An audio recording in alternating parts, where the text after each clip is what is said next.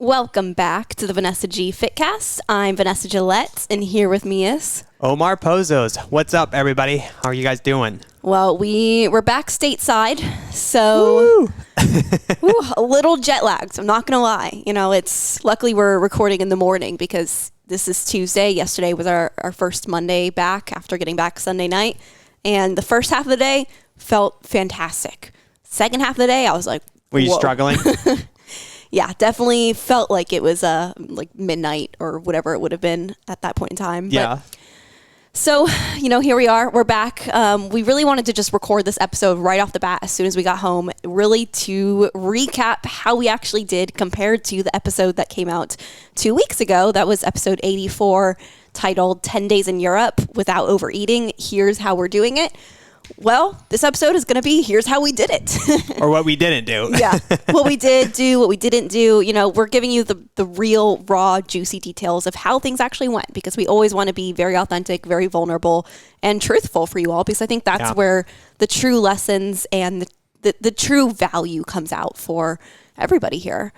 So I know in the last episode, or 2 episodes ago, I guess, we talked about how we wanted to feel when we got back.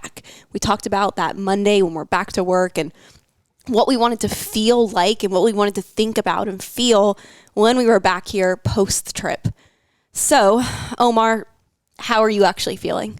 How am I feeling? So I'm definitely a little jet lagged myself. Unfortunately, I guess for you, I'm the kind of guy that unpacks as soon as they get back from the trip. Yes. And I think you're either one or the other. But for me, I unpacked a little bit when we got in Sunday night. And then Monday morning, I was up at 4:30 in the morning. I just couldn't sleep for some odd reason.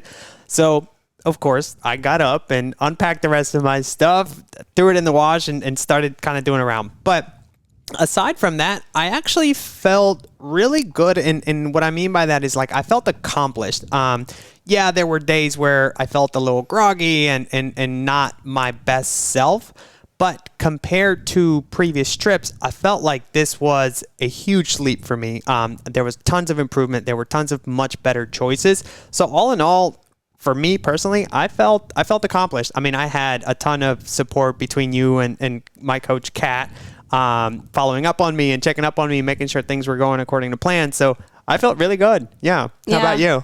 Well, so, I had talked about in that episode that I really wanted to feel when I got back, how I was just really, really proud of how I handled the trip. I wanted to feel just accomplished in a way of I found the balance between enjoying myself and maintaining my energy, feeling good in my body, not coming back feeling I just need to suddenly, restrict everything I'm eating or do a juice cleanse or something to undo what I just did on that trip. I did not want to feel that way when I returned, because I can tell you, I've felt that way in the past coming back from vacations and trips where you do that, you just overeat the whole trip and you come back feeling disgusting and horrible and you just need to almost punish yourself by under eating to undo the damage.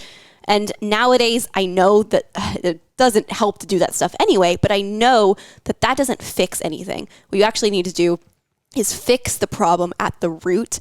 And the problem is when you actually just overeat and don't treat your body well when you're on a vacation or trip. And then you just kind of ruin the memories of the trip because you only remember feeling gross, feeling bad, and just feeling guilty for how you treated your body. And so I didn't want to feel that way coming back. And I can honestly, very proudly say, I did not feel that way at all. Good. That makes me happy. Yeah. I mean, so for the whole trip, we were in Paris for the first 4 or 5 days, and then we were in Barcelona the entire rest of the trip. And it was a long trip. I think all in all, we were 4 days in Paris, 6 days in Barcelona. Yeah. Yep. So really, I would say during the time in Paris, it was definitely easier to keep the goals in mind because I could see that we still had such a long, a whole nother week plus of the trip that I was all right, it's a marathon, not a sprint. I'm going to pace myself. I don't want to overeat. I don't want to feel bad. I don't want to get bloated and not want to put on, my jean shorts the rest of the trip.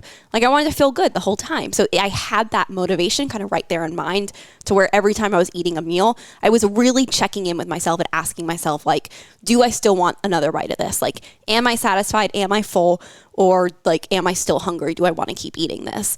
And I continue to just stay really in tune with my hunger signals. And I think that in combination with the fact that to be be honest, French food isn't like my favorite type of cuisine in the world. Oh, I no, like this it. is where we lose some listeners. We're getting like how the dare boos you? now. They're turning off. Like, boo. No, I mean, like, I don't mind it by any means, but it's not something that I like. That wasn't the reason I was going to Paris, wasn't to eat the French food. Yeah. So that, and then also, of course, you know, I have restrictions around gluten, and Paris isn't as gluten-free friendly of a city as some of the other European cities and of you know, a lot of American cities are. So my options were a little bit more limited. So all of that kind of being in mind, I felt like I naturally just listened to my body a little bit more in Paris. I didn't eat as much, and like the quantities of my food were very much in line with like how much I would probably be eating at home. Yeah. That being said, though, the quality of the food, and when I say quality, I don't mean like I was eating like McDonald's or something. Like I wasn't eating like fast food or junk or anything like that. But the quality meaning like I had a lot more dairy when I was in Paris, and I also drank alcohol every single day. I think I had 1 or 2 glasses of wine every night with dinner, which is very abnormal for me. You know, when we're at home, I don't drink very much at all, other than just like the occasional date night and things. But so being there like consecutive night after night, having wine. By the last night, which was also like the most magical night, I feel like. That was our riverboat cruise, which gosh. I must say, you guys, if you guys have never done it, I highly recommend it. It was awesome. It was really, really cool. Yeah, it was incredible. It was really, really cool. Definitely going to continue to put up more content from that specifically, because I think we got some good photos and videos there. I think you already put a reel up, and I mean, gosh, it was You looked very incredible. pretty, babe, with the Eiffel Tower in the background. Oh, I felt very happy and just lucky to be there for sure. Yeah. And no, you know what? That's one of the moments though where it was like, yes, I had more wine that night. You know, it was one of those, it was like a preset, like 4-course menu where they serve you a glass of champagne as soon as you sit down. Then they give you white wine with I think it was cheese, with the appetizer platter that yeah, they with gave like a us cheese or something. platter. And then they give you 2 glasses of red wine with dinner. So we didn't even drink all of the wine they gave us. Or no, they gave us a full bottle. Yeah, they gave us a full bottle. I think we probably had like too. 2 glasses, and then Vanessa may have spilled the glass on my white long sleeve shirt. We're just going to stick to the facts that it was like a very magical evening luckily at least it was like at the very end when we definitely at that point had a little bit more wine than we're used to. Yeah. We were definitely feeling it. And I was wearing a dress with like big bell sleeves. And I reached out across the table at Omar and I knocked over the glass of the wine. And the thing is, I didn't even realize it. Like, I think as I reached over, I also was looking away at something else. And so it took me like a solid minute before I happened to like turn around and your face was just like, oh my God. And I look at you and his, nice white t-shirt, which was a long sleeve t-shirt too. The whole thing was just like, looked like he had been like splattered with blood. Yeah. Well, it was my first time wearing it. And I guess I just don't do well with white shirts, but there was like a live performer on the boat and he was like singing and everybody, like I was kind of like starting to get into it, dancing and everything. Next thing I know, there's just splash like wine everywhere. And I'm just like, oh no. And I knew at that moment, I was bad. like, wine on a white button down, white long sleeve shirt. Red wine. Red wine. It's not coming out. I was like, I just bought this. I know. Oh, I felt so bad. Needless to say, I had to toss it, but it's all good. No worries. Yeah, it was a great story. Like overall, food in Paris, I felt like I didn't overdo it. Had some great desserts. Like we did find. You guys, how many croissants did I have? I probably had one a day at least. So I know last episode we were like the croissants. So check. I had the croissants. I had a cruffin, which was a croissant and muffin with like jelly in it. I mean, it was delicious. But I agree. I think the food in Paris, I mean, to me, I had never been to Europe. So to me, this was like a bucket list trip, which was amazing. But I think that the food in Paris was fantastic. We had some great meals, and remember that chocolate mousse that we had at one of the restaurants was awesome. It's like the waiter came out with this big bowl of mousse and he like scooped it up and just slapped it down on the plate, and it was incredible. It was really good. You had your first escargot experience. I did. I actually really enjoyed it. It was really good. Yep. So, again, when I say like French food isn't like my favorite, it's not that I don't like it. Like I eat the escargot, I eat all the things and I enjoy it, but it's not like I'm coming back here and being like, oh my God, I really want some more escargot. Yeah. Like it was just kind of like a experience while you're there. Oh, and mussels. You had mussels with that broth. I had a lot of mussels throughout the trip and it was incredible. Yeah. But yeah, no, we had some fantastic food in Paris, and I did find a Parisian gluten-free bakery, and I had an incredible gluten-free chocolate croissant and a chocolate eclair as well, and they were so good. Didn't you have some quiche? Yeah, the quiche. Not so much. All right, fair. We're focused on the other two things. I think for me, there were times where I'm the kind of person that unfortunately forgets that it's a marathon, not a sprint. So at the first day, I was like, I gotta try this, I gotta try that, and then you're like, babe, we have literally like 7-8 days to go. Like, you need to chill out. And I was like, okay, all right, I guess I'll do it. Well, there's also the fact that, on the very first day, like, honest to God, guys, Omar was like a little kid in a candy shop going into Paris for the first time. And I'll say this was because I studied French in school, like from like middle school through college, and I was just like, I've never been, and I was like, I want to try all these things that they always talk about. Yeah, but to be honest, like this was I had been to Paris before, like I was younger. I was, maybe 12 years old or so. So it was a very different experience, but I had been before, so it wasn't completely new. So like, and I've been, I've been very, very fortunate that I've been able to travel. Ooh, sorry. Siri. My watch is talking to me. She's like, can you try again? But so, I've been to Europe before. That wasn't like a totally new experience for me. I love it. And that's why I couldn't wait to be back. But I think also with this being really truly the first time that we've actually truly vacationed as a couple. Yeah. Like it was taking us to have to like learn each other's vacation styles and like, come up against new experiences and new challenges. Yeah. And, we'd be lying if we said that we didn't have like a couple of, I guess you could like, I don't even want to call them fights because that wasn't real, but that would not be an accurate term to consider it. But, the very first day, like I was exhausted from my, crappy 3 hours of sleep on the plane when we got in at like 8 a.m. And like I said, Omar, as soon as we got into Paris, was like, it's like, what are we doing? Little kid in the candy shop, so excited, just wanted to go. Yeah. And we did, and I loved it, and I was enjoying it. But by the time we got to the end of the day, it was at that point, I think like 8:30. We did have an early dinner on Paris Standard Time, so it was like 8:30 or so when we were heading back to our Airbnb. And then, Omar wanted to get kind of spontaneous with things, and like I at that point was like, I can't, I'm done, I'm dead. So that was like a lesson for us as a couple of like really having to learn to communicate in a different way and like learn each other of like what you want, what I want, and how we can find the compromises and really enjoy the trip to the fullest. Yeah. So I think it was an awesome experience. Absolutely. And yeah, I mean, I'm a doer. Like I love to do stuff. Like I was like, I'm like, I was full of energy. I was like, let's go to the Eiffel Tower. Like luckily for us, it was like walking distance. And I didn't realize how, spread out Paris is. So yes, I think we had been tracking like average of like 15,000 steps. No, I looked, it was more. It average was more because we were really between 15 to 20 every day. All right. And I had many days that were at 20 or 22. Oh my gosh. So all right. So a lot of steps compared to what we do here in the States. And, at the end of the night, I was like, Eiffel Tower is like 5 minutes. I'm like, Ness, like we have to go. And you're like, I am really exhausted. I was like, we have 4 more days to go see the Eiffel Tower at night. I was like, I promise we're going to go, but can I please go to sleep? Yeah, which we did. And we enjoyed it. And it was awesome. And like you said, we kind of learned each other's like vacation style, if you want to call it. And, we communicated and we're like, all right, compromise. Let's do this. Let's do that. You want to try this bakery. I want to try all the croissants. So yeah, we made our trip and we made it work. So I guess let me ask you this. What was, aside from the riverboat cruise, which was magical, like Eiffel Tower in the background, candlelit dinner. I mean, it was amazing. That's obviously my favorite part, but what would you say was like the best part about Paris for you? Before we get into Barcelona, which I loved.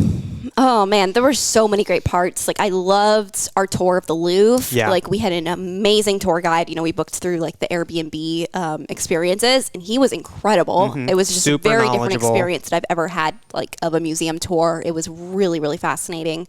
So that was fantastic. But if I have to like say, just overall thinking about our Paris experience, what was like my favorite thing? Yeah, I'll honestly say like our Airbnb, because we had this incredible little spot that just like our bed looked out on the Eiffel Tower, and it was more incredible than we expected it to be, even though we had seen pictures. Yeah. The pictures don't do it justice. It felt like you were underneath the Eiffel Tower. It was right there. It was huge.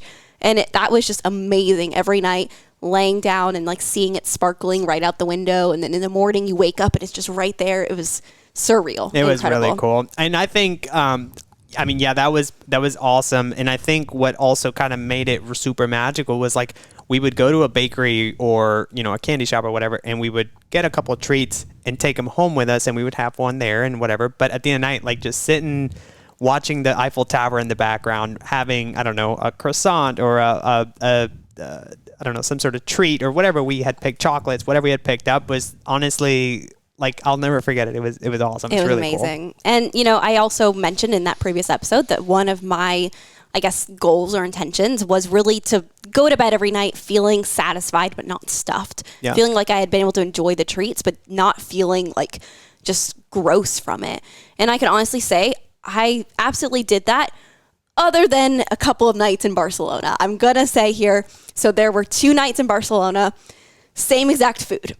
It was the Grosso Napolitano pizza. Oh my God, you guys. And it's not gross. That's just the name of it, but it was amazing. Because you're like, Grosso. I'm like, no, it was incredible. I mean, this place was ranked, I think, top 10 in the world places, according to, you know, what they had on their, like, their own website. Marketing. But incredible. They had an entirely gluten-free dedicated pizza location. I've never seen something like that before in my life. And this pizza, I could do an entire podcast episode just describing how incredible this pizza was. Oh my gosh. It was so good. We had it twice while we were there. Well, I'll give you this. It was so good that the first one, I ate it in the alleyway of I ate it in this story. Let me recap it. So to kind of recap it, there are 3 locations of this pizza place in Barcelona, and Vanessa orders her, you know, gluten-free. Well, no, we didn't pre-order. So this was when, again, there's 3 locations. 2 of them are regular. 1 of them is 100% gluten-free. Yeah. So we didn't really fully understand that. Like, I knew there was a gluten-free location, but I didn't understand that the other 2 regular locations did not offer anything gluten-free. So we had decided, like, we're going to go and eat there. We made a reservation at one of the 2 normal locations. We show up at what we thought was the location we made the reservation at.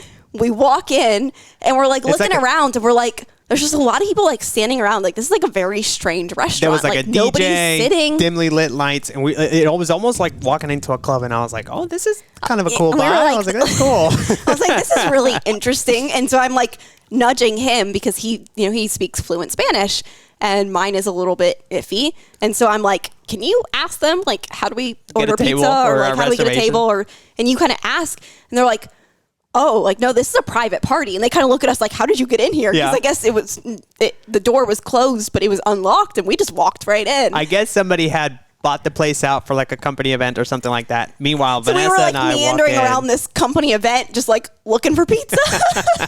And the people were like, what the hell is wrong with you two? That was then when I looked at my phone, I realized, crap, I had mapped the wrong location. We had a different location actually that we had made the reservation at, because we were confused. We're like, we have a reservation. And they're like, no, this is rented out. So I realized, like, oh no. So we went to the wrong location. So we grab another taxi, because we had just taxied to that one. And we hop in and we go to the other main location that offers, regular food, not gluten-free. And we go, and at that point we're late. We've missed our reservation time. So we get in and we like tell the girl, like, we had a reservation. We accidentally went to the wrong location. Like, is there any way we can still get a table? And so she's like, working her magic, whatever, she gets us a table. We sit down. I look at the menu and I'm like, oh no, they don't have gluten-free here. And Omar, being very sweet, was like, you know what? I'll just order my pizza to go. We'll go to the other place, the gluten-free location. We're going to get you a gluten-free pizza, and then we'll just take them home and eat them. And, it sounded simple in theory. You're like, all right, let's do it. So I'm like, all right, yeah, we can do that. And so he orders his pizza. It takes a little while to come out, but he gets it in his to-go box.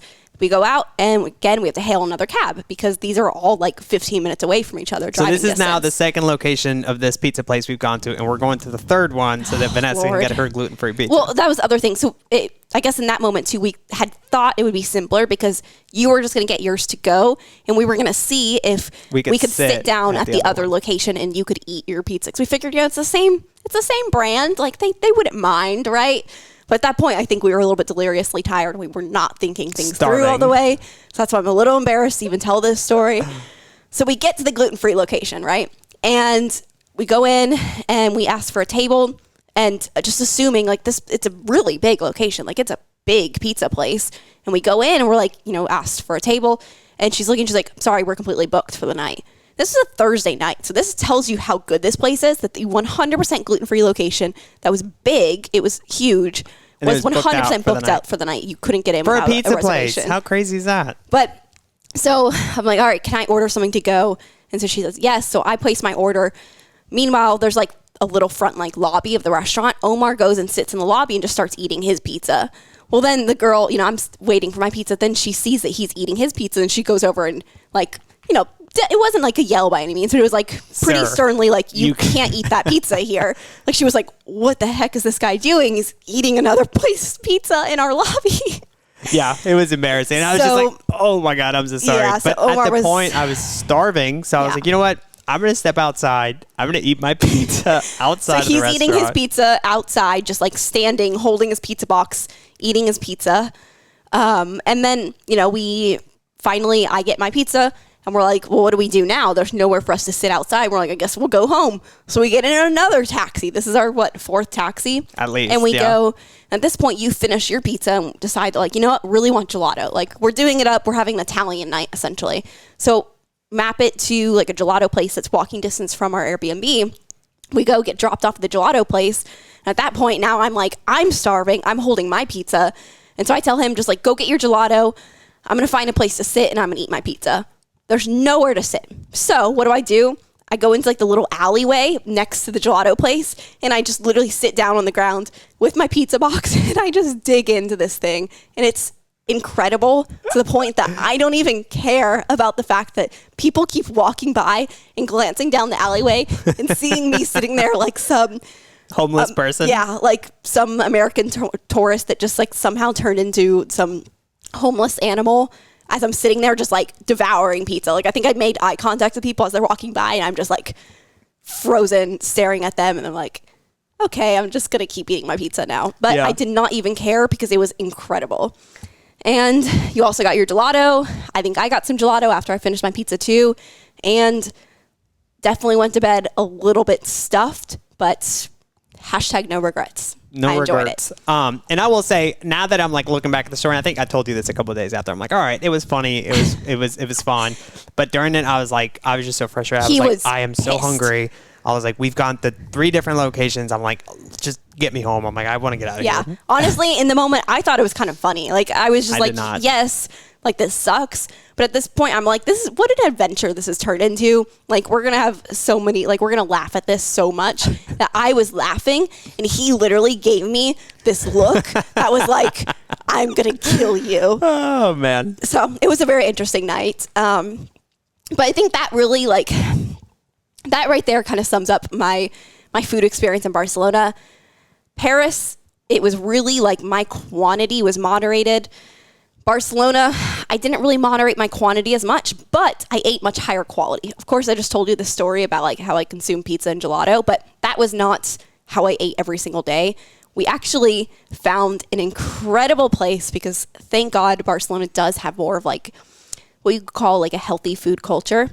So we found this place called Honest Greens. And shout out to Honest Greens, because I think Vanessa was absolutely upset. Like we've even started following them on Instagram because I'm like, look, as soon as they open a location in the States, they have to expand to the U.S. Like because we have to go. They had 3 locations within Barcelona alone. We also went to all 3 locations there just because every time, no matter where we were, like we're at the other side of the city at some sort of tourist attraction, we're like mapping, where's the closest Honest Greens, because we need But some you know food. what? I think sure, it sounds a little lame now that you say it like that, but I think that's what made Barcelona so cool for me, was because there was such a much better selection of, and I don't even want to call it healthy, but it's more well balanced, like high protein meals, nutrient dense food options, which is what we're used to. So what I loved was that we would hit up Honest Greens maybe once for lunch or for dinner, but we would at least go once a day. We did. We went once a day. Made me feel so good because I would have like my one nutrient dense meal, and then I didn't feel as bad the rest of the day if I had, churros, or if I had, I don't know, like the tapas or the French fries, whatever I wanted to have. I was like, well, I already had a really good meal, or I'm going to have a really good meal. So the rest of the day, I'm like, I can be a little bit more lenient. So that was really cool. Yeah. And that's just really, I think the biggest thing when you're traveling is like, you have to really consider where are you going, because every location is very, very different when it comes to the food options. Yeah. So like when we were in Paris, it was really hard to find lean protein options, and it was hard to find like nutrient dense, like vegetable type dishes.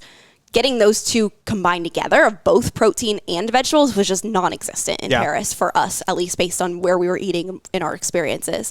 When we went to Barcelona, it was nutrient dense food galore, and we were able to go to Honest Greens. That's why we loved it so much, was because they had multiple meals on the menu that were focused around lots of vegetables, fruits, fresh foods, really high quality ingredients, organic, like locally sourced, seasonal.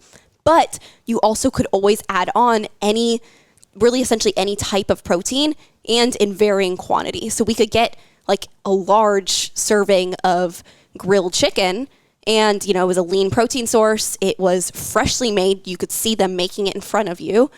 And you could get it in a large serving, which we could also see them. They actually were weighing out 5 ounces, which is essentially the portion that we would have at home. Yeah.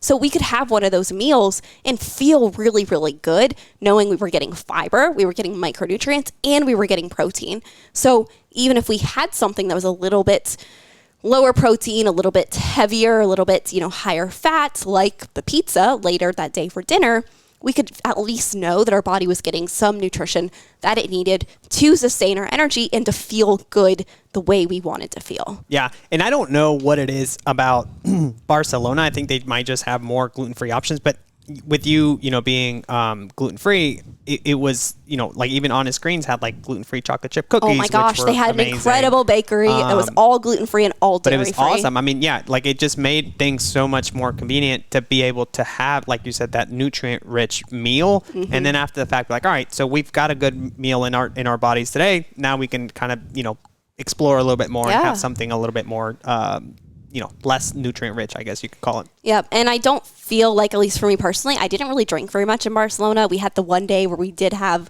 a paella class, which was incredible. Again, another score of an Airbnb experience. It was amazing. And that did also come with a good bit of alcohol. We made our own sangria. We had a good bit of sangria. She also served cava with, as we were getting started, and wine with the dinner. Like we actually sat down to eat. So it was a good bit of drinking, but I feel like you and I both kind of moderated a little bit, but it was more than what I would normally have in one sitting. But that was really my only drinking experience other than the very last night, which was our unexpected bonus day. I did have sangria that night as well. But it was, I mean, honestly, and what I think is funny is, we had, I think like you said at the riverboat, maybe 2 glasses of wine and a glass of champagne, but that was probably the most we had any of the days. Like other than that, it was a glass here or a beer here or that. Like we never really overindulged when it came to alcohol, which I thought was really interesting for me because I've always kind of been more of a drinker when I've gone, to different places in the past. And one of the things I found really funny was we were also very lucky to do a sunset cruise on one of our extra days. And I think the group that we were with, there were 2 younger girls, and one of them was like, and I think it was like all Americans, and they all were about our age or younger. Yeah. And so it was really different to kind of see that, like, not everybody approaches vacations in the way that we do. Well, they just had different priorities. But I know that, like, one of the girls was like, this is we're waking up at like 1 or 2 o'clock in the afternoon every day because we're so hungover from the night before. And I was, in my mind, I'm like, I mean, sure, I guess that's fun when you're younger, but I'm like, for me, I'm like, I want to get up the next day and feel good. Yeah, be ready to explore, be ready to, I don't know, get to know the cities, see some of the art, some of the culture. And I think we crushed it. I think we did that and much more. We saw so much in both Barcelona and Paris. And I mean, I was just very pleased. I was like, I'm like, sure, that might sound fun when you're younger, but now that I'm a little bit older, I'm like, the dining, the culture, the seeing the architecture, to me was awesome. And it was just a dream come true. It was really cool that we prioritized that over, having a couple extra drinks and then feeling like crap the next day. Yeah, because the reality is I could be here locally and go anywhere. I could go to a bar and I could have drinks. I could be home and I could drink, and I could probably have fun doing that because, getting a little tipsy, of course, it's fun. It feels good in the moment. But when I'm there in really what is essentially a once-in-a-lifetime trip, we don't know. We plan on going back eventually, but we're still going to treat it like it's a once-in-a-lifetime trip because we don't know if we'll ever have the opportunity and be fortunate enough to go back. So we're going to treat it that way. Yeah. And knowing, for me, that it's that way, why would I want to wake up feeling hungover? Why would I want to go about my day feeling bad, feeling like I need to nap, feeling like I'm just nauseous and sick. Like, why would I want to do that to myself? Yeah, it's already tough to deal with the jet lag, finding different meals that make you feel a little bit better. So adding a ton of alcohol on top of that, to me, it just doesn't sound very appealing. And really, we're just sharing this kind of our point of view, our story, not to say that like we're doing things the right way or that like we're, better than others who don't drink or anything like that. This is just our personal preference because we've done it both ways. We've been on trips where we've overdrank. Go back and even listen to, I think in some of our very early episodes, we recapped on one of the weekends where we traveled and we drank way too much and we ate way too much when we were drunk. And we've had those stories. We've been open about those stories. We've shared those experiences. And I can tell you from my personal experience, I don't like feeling that way. I feel much better when I moderate how much I drink. And I'm not sober. I'm not like anti-alcohol by any means, but I like to just pay attention to how I feel in my body and let that guide my decisions in the moment. And it's not, an on-off switch. I don't think you kind of go from one extreme to the other. One of the things that Kat told me, which I thought was awesome, was, she's like, you don't have to make the best choice. You just have to make a better choice compared to your previous trip. So it's not, all or nothing. It's like a dimmer. Like we always talk about, it's, getting a little bit better every single time. Part of that in this trip for us was really prioritizing, experiencing, immersing ourselves in the cities and the cultures over drinking. And I think we did. So to me, I'm proud of us. It was a great trip. High five. High five. Yeah, but no, I think that's pretty much it. I'm sure we'll think of other stories. We'll continue to share them on our social media as well. You're going to be seeing continued content from that trip because, we got some great photos, great videos because we're just so excited and we can't wait to share it all with you.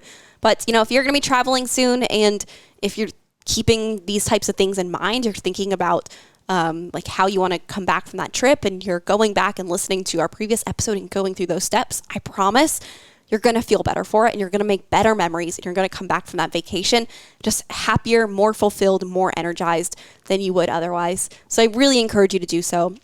And if you need any support with this, or if you just have any questions around traveling and how to navigate that, how to continue to feel good in your body, how to keep your digestion just moving well, and how to just keep your energy up, shoot me a DM. I love to talk about this stuff. And really, we're just here to help. We like to talk with you guys, and we love when you share with us with your own experiences too. So that is all for us this week. We will be back next week. Thank you so much for listening. See you guys.